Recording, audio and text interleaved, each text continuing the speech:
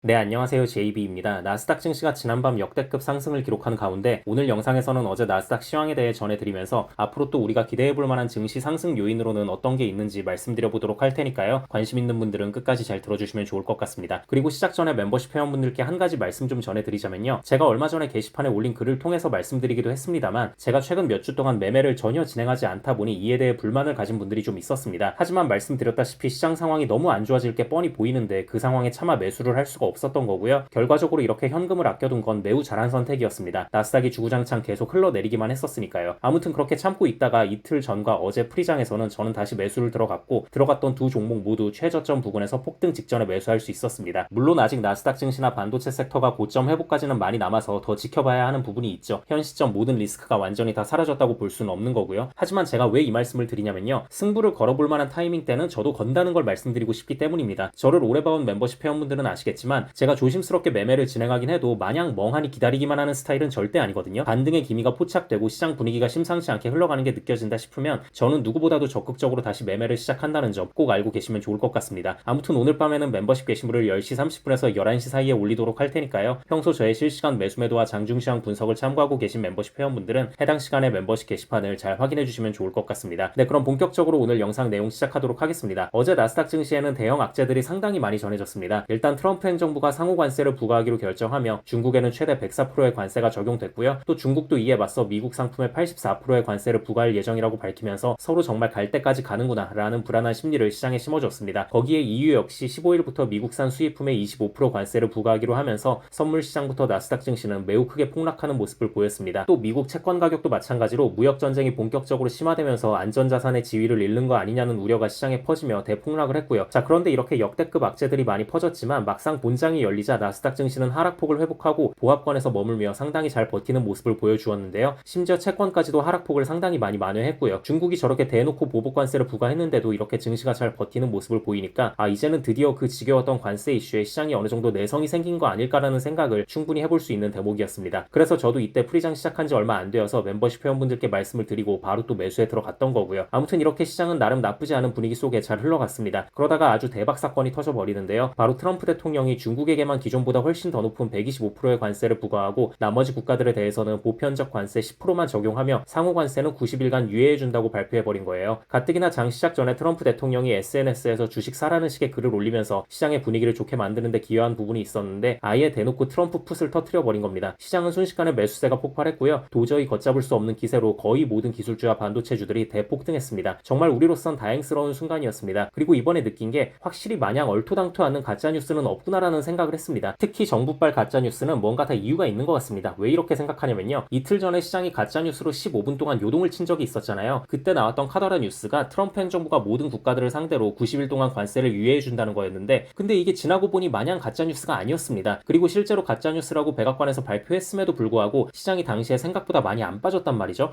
이런 걸 보면 기관들은 이미 어느 정도 해당 소식을 알고 있었던 게 아닌가 싶어요. 제가 바로 어제 올린 영상에서도 최근 기관들의 매수세가 꽤 강하게 들어오고 있다는 소식이 심심치 않게 들려온다고 말씀을 드렸었는데요. 네, 아무튼 이런 부분들 때문에 우리가 증시 관련 소식에는 늘 귀를 기울이고 본인만의 인사이트를 녹여가며 해석해보는 습관을 들이는 게 참 중요한 것 같습니다. 네, 그리고 저는 지금 개인적으로 기대하고 있는 게요. 트럼프 풋에 이어 조만간 연준 풋이 나올 수도 있겠다는 생각이 듭니다. 베센트 재무장관이 최근 계속해서 은행들의 규제 완화를 통한 국채 매입을 언급하고 있거든요. 은행들의 규제 완화는 사실 베센트 재무장관뿐만이 아니고 트럼프 대통령이 강하게 원하고 있는 부분이기도 하죠. 네, 아무튼 어떤 식으로 은행들을 활용하는 거냐면 은행들은 기본적으로 법에서 지정한 지준율이 있잖아요. 지급준비율이라고 해서 고객들에게 받은 돈을 전부 다 지들 맘대로 굴리면서 쓸 수 있는 게 아니라 일정 비율의 현금은 반드시 늘 보유하고 있어야만 한다는 건데요. 근데 이 지준율 관련해서 미국 채권을 매입한 부분에 한해서는 지준율에 포함시키지 않는다는 거죠. 한마디로 국채는 그냥 현금과도 같은 대우를 해주겠다는 거고 이렇게 되면 은행들 입장에서도 상당한 호재입니다. 왜냐면 채권은 이자가 나오잖아요. 그러니까 당연히 현금으로 들고 있을 바에야 어차피 지준율 적용도 안 받는데 국채를 더 사려고 하겠죠. 그리고 이렇게 되면 채권 금리가 안정되면서 당연히 주식시장에도 도움이 되는 거고 또 은행 입장에서도 어차피 포트폴리오 구성상 국채는 샀어야만 하는 건데 그렇게 산 부분에 대해 지준율 적용을 안 받으니까 그만큼의 돈을 다른 투자에 활용할 수가 있게 되는 거죠. 그럼 그 돈이 어디로 가겠습니까? 웬만하면 주식시장으로 흘러 들어올 확률이 높겠죠. 한마디로 민간 버전 양적 완화를 하려는 게 아니냐는 말이 지금 계속 나오고 있습니다. 국가가 직접 나서서 대놓고 돈을 찍어서 살리는 부양책이 아닌 이렇게 민간 시장에서 최대한 건강하고 자연스럽게 부양책을 유도한다면 주식시장에도 큰 호재로 작용할 수 있다고 보시면 됩니다. 네, 그럼 슬슬 영상 마무리하자면요. 어제 나스닥이 말도 안 되는 폭등을 하긴 했지만 아직 모든 리스크가 해결됐다고 볼 수는 없습니다. 가장 중요한 중국과의 관세 관세 문제가 해결되지 않았기 때문에 이 부분은 찝찝한 불안 요소로 계속 남아 있을 거예요. 하지만 지금 미국이나 중국이나 서로 저렇게 말도 안 되는 관세를 불러대는 걸 보면 오히려 저는 조만간 협상하겠구나라는 생각이 들더라고요. 왜냐면 지금 저런 식으로 관세를 적용하면 서로 죽자는 거잖아요. 근데 이게 너무 말이 안 돼서 뭐 돌아가는 상황을 더 지켜봐야겠지만 막 그렇게 심각하게 걱정되진 않는 것 같습니다. 네, 그럼 저는 영상 초반에 말씀드렸다시피 오늘 밤 10시 30분에서 11시 사이에 멤버십 게시물을 올리면서 새롭게 매수할 만한 게 있다면 바로 매수하도록 할 테니까요. 평소 저의 실시간 매수 매도를 참고하고 계신 멤버십 회원분들은 해당 시간에 멤버십 게시판을 잘 확인해 주시면 좋을 것 같습니다. 네, 그럼 구독자분들 모두 좋은 하루 보내시고요. 멤버십 회원분들은 오늘 밤에 미국장 시작하면 그때 또 다시 뵙겠습니다. 감사합니다.